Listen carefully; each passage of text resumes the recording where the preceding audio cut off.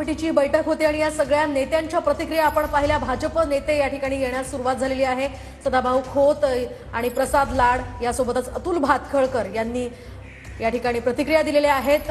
देवेंद्र फडणवीस हेच आमच्या मनातील आणि महाराष्ट्राच्या मनातील मुख्यमंत्री आणि गटनेते असल्याचं या नेत्यांनी या ठिकाणी म्हटलंय।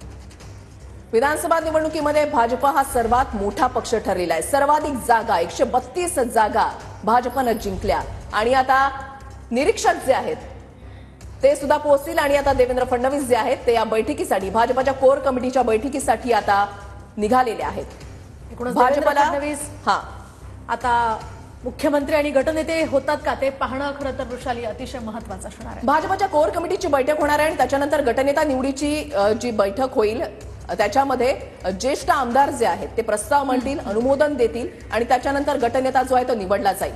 विनायक डावरुंग आमचे प्रतिनिधी आमच्या सोबत आहेत, अधिक माहिती जाणून घेणार आहोत। विनायक, देवेंद्र फडणवीस यांचा ताफा निघालेला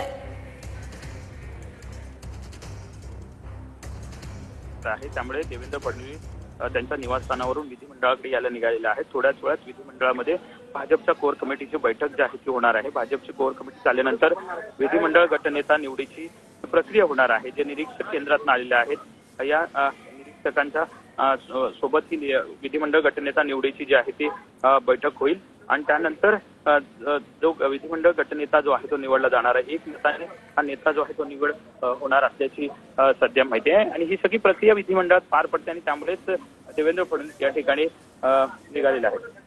नक्कीच विनायक, तुम्ही असंच आपल्या सोबत राहा। कृष्णा सोनरवाडकर आमचे प्रतिनिधी सुद्धा आपल्या सोबत जोडले गेलेले आहेत।